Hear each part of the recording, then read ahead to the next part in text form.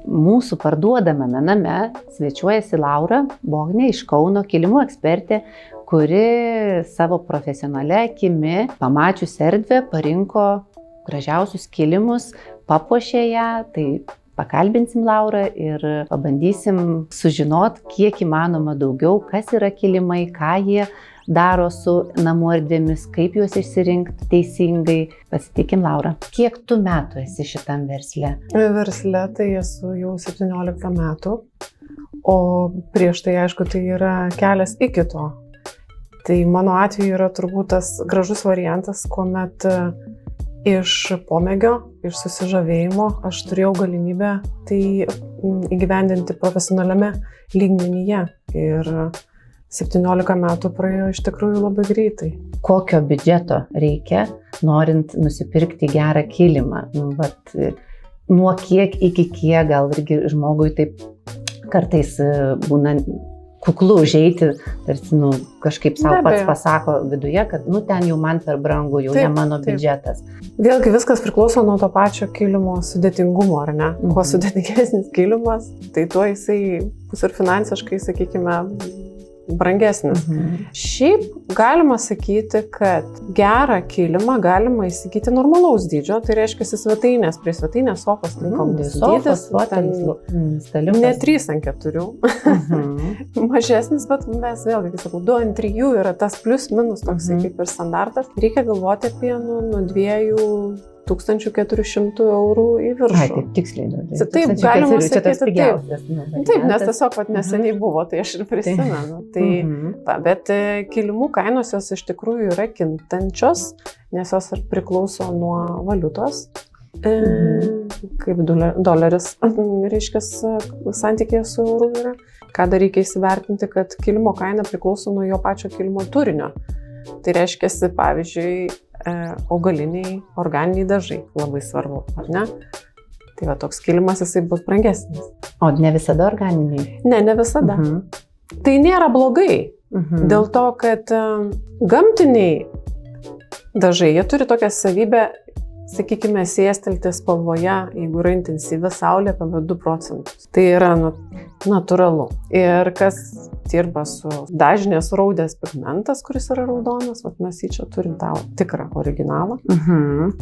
Jisai turi būti labai gerai užfiksuotas, kad jisai nepasikeistų eigoje daugelio metų. Taip net nepavadinčiau raudonų, čia toks, bet jinai gyva yra spalva. Tai apie tai yra kalba, ar ne? Arba tenais, pavyzdžiui, irgi yra dažnė raudė. Tai vienas momentas, tas taip pat turi įtakos, ar ne? Fiksacija pačio dažo yra labai svarbi. Dabar, kas liečia pačius, reiškia, sintetinius dažus, tai jie yra labai atsparūs išorės poveikiam. Šviesai ten, ar ne? Saulės. Praktiškiau, žodžiu. Sakykime taip, bet jie neturi to šarmo. To gylio neturi. Jeigu, sakykime, jūs žiūrite vieną spalvą, tai joje yra keletas, taip, liktai šešėliai, liktai čia šviesėja. O jau, sakykime, sintetiniais dažais, tai jis yra tiesiog viena lygesnis. Ir jisai neturi to tokio emocinio efekto iš tikrųjų. Tai tie rankų darbo kilimai, jie turi be abejo intelektualią pusę, emocinę pusę ir praktišką pusę. Ir tame turbūt yra visas tas žavesys, ir dėl to žmonės tų kilimų ir geidžia, ir jais puošia savo namus. Tai tokį tekstą išklausius jau to sintetinio mažiau jau norisi. Jau taip turėtų būti. O taip tą natūralaus dažo, tai čia tie 2400, tai sakė apie tikriausiai tą pigesnį variantą. Mažiau spalvų tiesiog. Bet vis tiek gražus. Bet labai gražus, taip. O kokį brangiausią teko parduoti?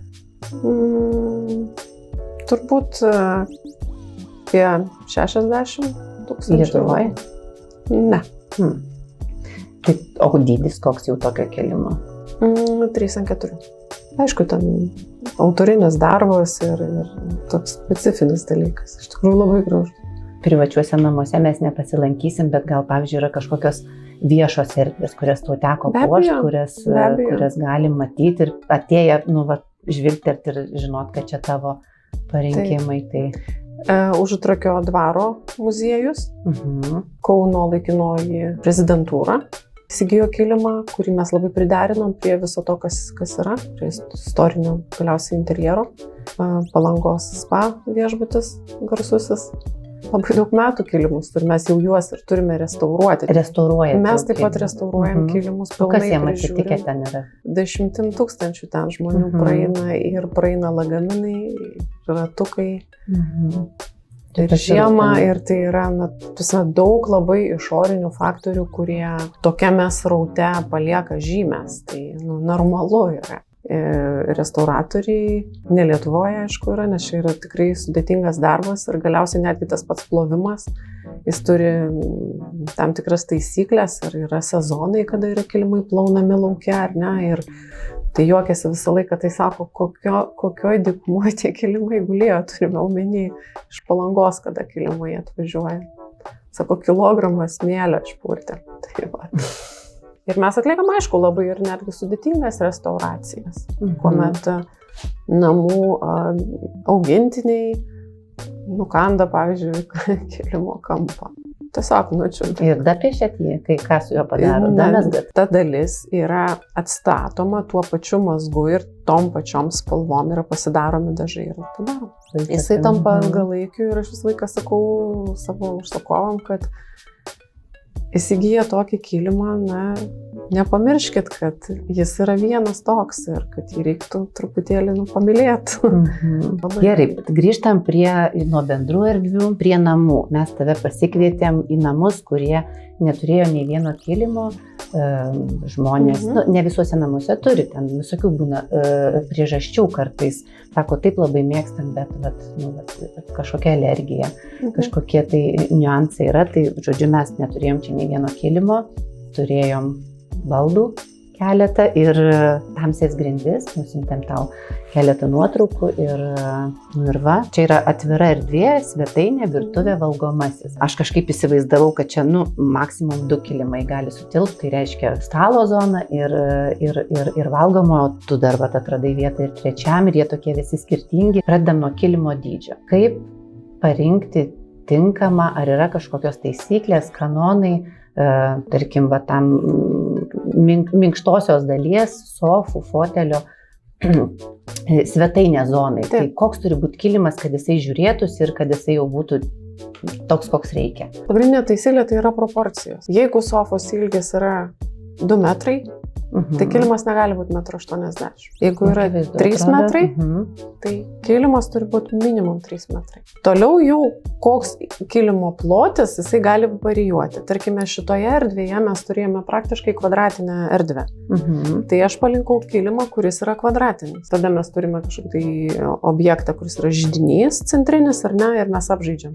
Toksai gaunasi kaip ir židinio zoną mes suformuojam. Ir šituo atveju, šituose namuose gan masyvūs baldai ir gan tamsus. Tai aš ir parinkau tokią stilistiką, kuri pakelia tą tamsą ir tokią, sakykime, vizualiai sunkią formą. Tai žodžiu, nebūtina, kad sofa pilnai būtų pastatyta ant kilimo, jos ten tos priekinė dalis turėtų užlipto, o visa kita gali būti erdvė ir... Taip. Toliau, jeigu baldas yra su kojelėmis ir mes turime pakankamai didelę nišą, vizualiai atrodo kaip skylė, jeigu jos mes neužpildome kilimu. Tai čia yra, šituo atveju tai neaktualu, nes praktiškai nėra tų kojelių ir mes tik tai užstatėme. Bet labai dažnai manęs klausia dėl valgomųjų. Reiškia, valgomasis stalas ir kėdės. Tai pagrindinė taisyklė yra ta, kad yra stalo plotis, stalo ilgis ir dar kiekvienai kėdai užmes po 50 cm. Tai mes tada turėsime idealų dydį ir jūs padėję kėdes, atsitraukdami nuo stalo, neiškrisite už kilimo ribų. Čia yra tas labai labai svarbus momentas. Tai mano akis ir kvalifikacija yra ta, kad aš labai dažnai turiu namus, interjerus, kuomet aš gaunu vizualizacijas, jeigu tai yra, sakykime, net ne Lietuvoje, tai aš turiu 100% pataikyti. Tai va, ir šituo atveju tas pats įvyko, jūs pati Agnė matai, kad dydžiai viskas pataikyti, aš neklausiau, koks stalo plotis, koks aš viską matau, nes aš tiesiog žinau, kokie yra paviršių pločiai ir kaip tai atrodo erdvėje. O čia tai mes pasidėjom, nes mums čia smagiau taip sėdėti. Po stalu kilimas. Galbūt ir perteklinis šitas trečias yra. Bet visai žiūrisi, tarsi net ir neimštas kėdės jis galėtų likti. Taip, jisai galėtų likti. Kas yra labai svarbu, kad medžiagiškumas kilimų būtų panašus vienoje erdvėje. Aha, vat kaip derint, nes visi trys labai skirtingi, paskui irgi pasižiūrėsim. Bet jie dera. Labai. Taip. Mes turime žalias spalvas, dažnė rūdai, jinai turi tokio, čia lik oranžo, tokio koralo. Ir čia yra tos spalvos. Irgi žalias, koralas, mėlyna. Čia mes turime mėlyną dugną, žalią, koralą, tokį intensyvesnį. Tai ir yra tokia kaip muzika, galima sakyti. Tie kilimai teisingai sudėti, jie sukuria organišką tokią erdvę, harmoningą ir, kaip sakant, skamba kaip muzika, be klaidų. Tai stengiuosi aš iš tikrųjų įgyvendinti tą dalį interjere, kuomet atskiri daiktai, atskiros spalvos sukrenta į kilimus ir pasidaro viena erdvė ir tau tiesiog akys lysta. Aišku, būna taip, kad užsakovas nori akcentinio kilimo, kur praktiškai ten niekas neturi, nesvarbos, ar čia kilimas. Tai bet ir tai vis tiek kažkiek aš įtakos turiu, kad nebūtų taip nei tema. Bet tau, matant, dirbant kasdien ir tokį gilų suvokimą, žinojimą turint apie kilimus, kaip tu jautiesi namuose, kur ateini ir nėra kilimų? Kaip svečiuose, bet ne kaip namuose. Čia tokie paskutiniai, elementai, žmonėsgi kuria namus. Tai o jeigu dar stato, tai nuo pamatų, nuo erdvių planavimo, architektūros ir jau ten visi integruoti baldai, spalviniai pasirinkimai ir tiek jau to nuovargio ir laike, kiek daug užtrunka tuos namus pasidaryti namais. Kilimai, toks jau, kilimai, paveikslai, gal užuolaidos, 3 paskutiniai elementai, kažkokie pastatomi toršerai, bet jie, su laiku gali atsirasti. Tai, man atrodo, kilimas tai labiausiai keičiantis, ir gali būti klasikiniai namai ir galutinį suvedimą padaro kilimas ir jisai nukreipia, tarkim, mūsų asmeninis pavyzdys, Laura, teko tau lankytis mūsų namuose, tai gražūs namai. Ačiū. Daug dirbam, aš bendrauju su žmonėm visą dieną ir kūrėm, statėm tos namus. Irgi reikėjo labai daug sprendimų priimti ir man taip norėjosi, kad jie būtų tokie monochromiški, ramių spalvų, kad galima būtų ilsėtis namuose. Man taip rezonuoja, kai jau atėjom iki jau to galutinio etapo, kai reikėjo kilimus. Kažkaip aš ten dirbau daugiau, laiko nebuvo ir taip vyras labai pagavo tą natą to monochromo ir sakė, viskas gerai, padarysim čia kilimai ir užsakė, kilimai pilki. Ir kažkaip tai praleidau tą momentą ir ateinam vieną dieną atvažiuoja visi kilimai visose erdvėse, viskas pilka. Ir taip, jau per vėlu kažką daryti, bet tuo metu mūsų namuose atsirado šuniukas ir jisai augdamas taigi ten patvarkė tuos kilimus ir atėjo momentas, kai juos reikėjo keisti. Ir tada mes tave pasikvietėm, Laura, ir mūsų namuose yra pagaliau ryškus, gražus ir ten vienas iš jų klasikinis, atrodo visiškai modernus namai.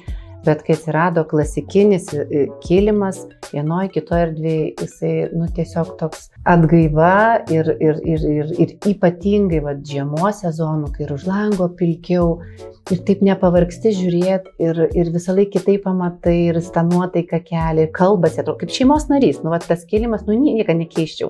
Jau čia riba, sakiau, dar vyras pakalbina kartais gal kokį nors dėl įvairovės, nesinori, jis toks gyvas daiktas atrodo, tai čia toks mano fetišas asmeninis. O ką tu manai apie virtuvės erdvę?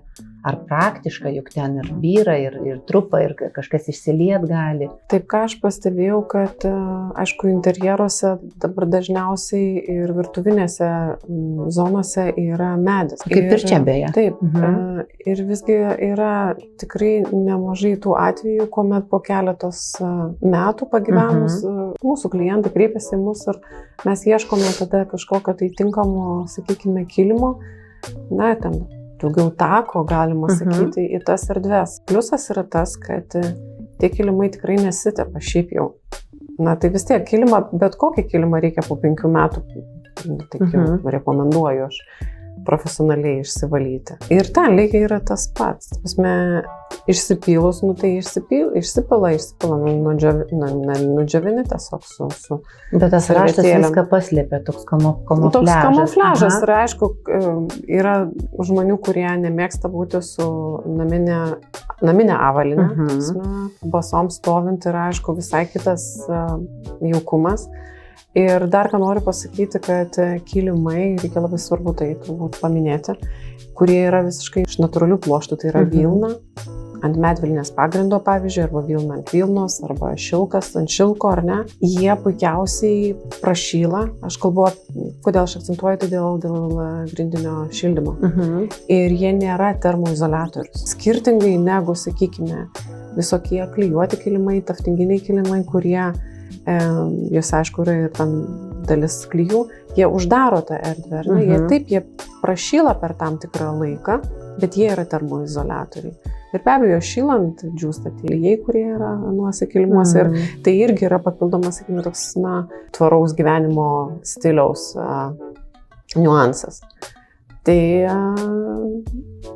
toks irgi praktinis momentas, kad yra jauku, ir per kilimus praeina ta šiluma, nes tai yra natūralus pluoštas, jie yra pakankamai ploni ir atiduoda tą šilumą į išorę. O jeigu tai yra įprastas šildymas, negrindinis šildymas, tai be abejo, yra didžiulis skirtumas būti, sakykime, zonoje, svetainėje ir nuleisti kojas ant tikro gero, faino kilimo, ar ne, kuris tiesiog duoda tą šilumą.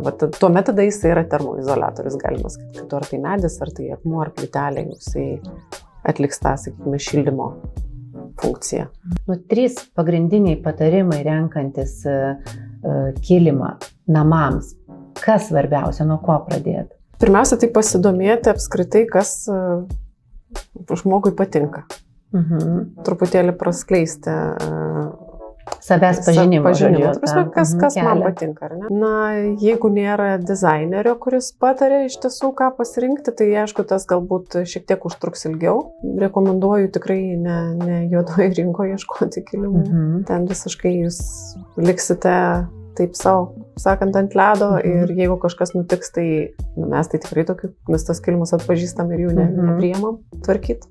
Nei plaut, nei kažką daryti. Ir be abejo, išsiaiškinti tuos parametrus, į kokią erdvę aš noriu, ar pas mane yra augintiniai, ar man tinka šviesi spalva, ar man yra tamsi spalva, koks yra dydis. Vėlgi, jeigu sofa yra 3 metrai, mažiausiai kilimo ilgis yra 3 metrai.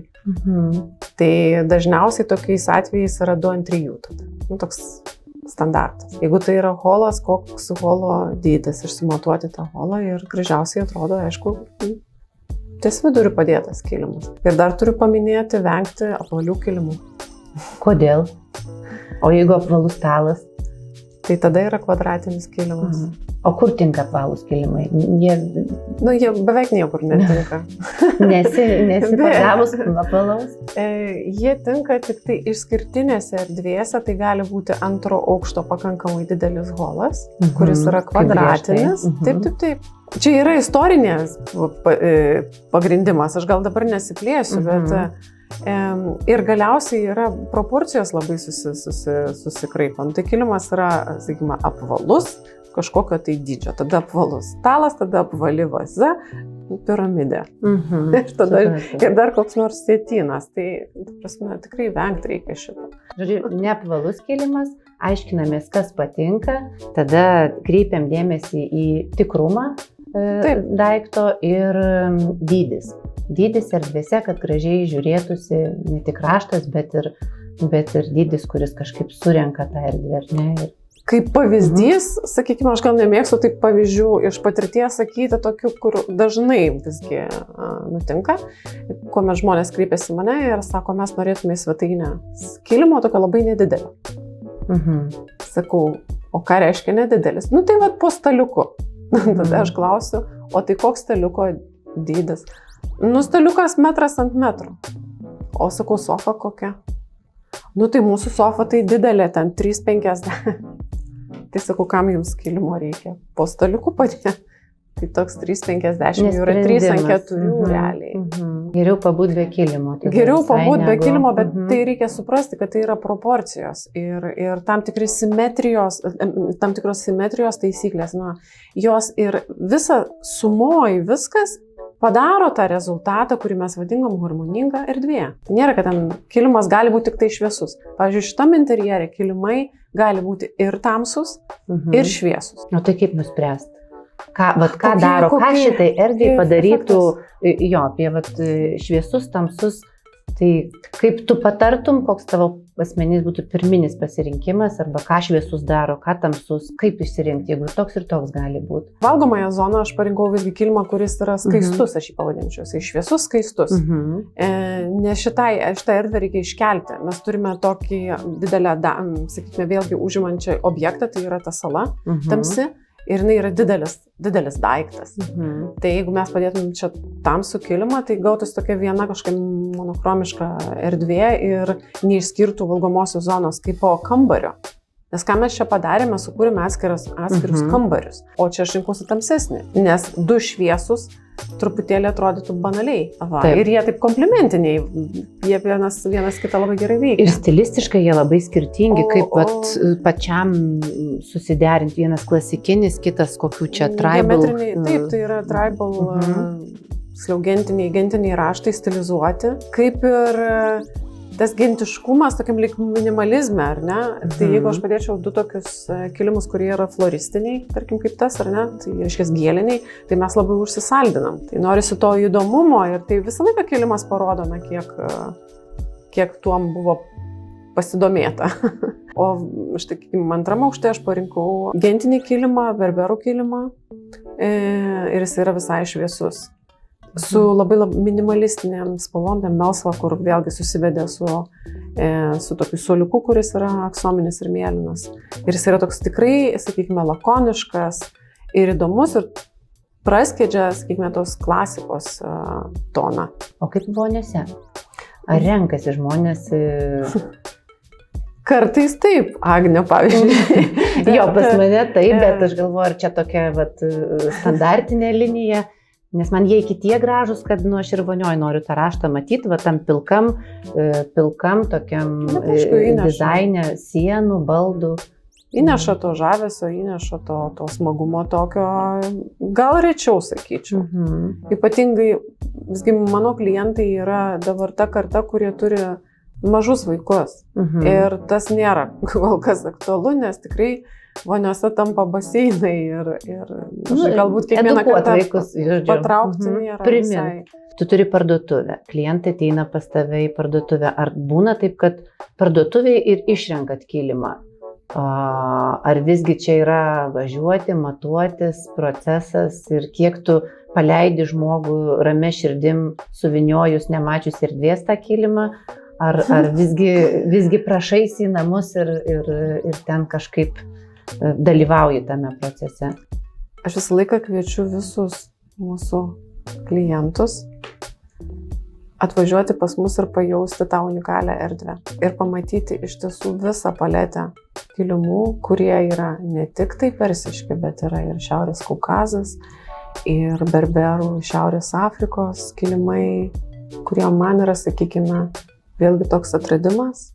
Aš turiu irgi kažką atrasti naujai, ar ne, sau dėl savęs ir tuo pačiu eiti prieki savo profesiniam lygyje. Pavyzdžiui, Gaškajų Gabe kilimai, kurie irgi yra minimalistiniai, bet spalvos jos užburia nerealiai ir žmogus turi tai pamatyti. Kas liečia tą ekskursiją trunka tavo parduotuvėje? Ateina žmonės, valandą pasėdim, pakalbam, kažką parodau, kažkaip susipažįsta. Tikrai, ta prasme vis tiek tai yra to kilimo rinkimas, jis yra kaip paveikslo rinkimas. Iš tiesų tai yra intelektualus dar darbas. Bet jisai su tuo pirkimu tai nesibaigia, nes paskui Agnegi atrandi kažką tenais, bebūdamas su jais, ar ne? Tai čia ta smagioji pusė ir be abejo aš visą laiką džiaugiuosi, kada jaunos šeimos nusiperka autentiškus kilimus. Ar tai yra, sakykime, gentiniai kilimai, ar tai yra Šiaurės Kaukazo, ar tai yra persiškas tas klasikinis kilimas. Tie vaikučiai auga ant tų kilimų ir jie iš tikrųjų jau nuo labai ankstyvo amžiaus ima pažinti spalvas. jų suvokimas spalvų yra visai kitas. Aš nežinau, kaip ten jūs augot, bet aš taip, pavyzdžiui, žiūrėdavau į tapedus ir sukdavosi man ten tie vaizdai, mane tas labai įtakoja, iš tikrųjų ten ir namuose buvo pas mus kilimai. Taip, tai aš sakau, čia yra daug reikalų. Pavyzdžiui, šitame kilime, ką mes čia matom, ar ne? Tai čia yra paukščiai. Kur paukščiai? Taip iš anos pusės apeis, aš to paskui parodys. Bet tai yra paukščiai. Okay. Ir kada paukščiai stovi ant stogų, jeigu žinot, taip, ant senovinių stogų, tai jie man taip ir atrodo. Bet šiaip vaikai mato daug dalykų, kurių mes irgi nebematom. Ir čia irgi toks yra, sakykime, fainas aspektas, ar ne? Rankų darbo kilimai labiau tinka negu netinka. Tik tai jis, tinkamai turi būti parinktas. Ir visgi man yra pats smagiausias procesas, kada aš turiu tokius labai minimalistinius namus. Nes tada taip groja ir tada automatiškai tose namuose prašosi kitų komplimentinių dalykų, gerų meno kūrinių. Arba jau yra meno kūriniai, tada atsiranda faini kilimai ir atsiranda toksai braižas, sakykime, kuris yra labai unikalus tik tai tiems namams. Tai yra įrodyta, yra mokslininkai, kurie tyrinėja ten daugelį dalykų, kaip veikia kažkokie objektai mūsų erdvėse ir taip toliau. Tai pavyzdžiui, šviesa, kokią mes pasirinkėme, yra vienas svarbiausių. Paveikslai yra ne antroje vietoje. Pasirodo kilimai ir kita namų tekstilė. Nes mes ją visą laiką liečiame. Ir dažniausiai mesgi žiūrime į grindis. O kaip vaikai, žiūrėdamas į grindis, žiūrėdamas. Tai pro langą, tai okei, bet mes matom kažkokią perspektyvą. Matosi visada. Bet juk yra tikrai mažiau, kad aš atsistoju ir žiūriu į paveikslą. Aš tikrai daugiau kontaktuoju su žeme, negu su kas yra ant sienų. Grįžus namo paeksperimentuok, nes aš tą eksperimentą su savimi esu atlikus. Taip, aš praeinu, man smagu, viskas gerai.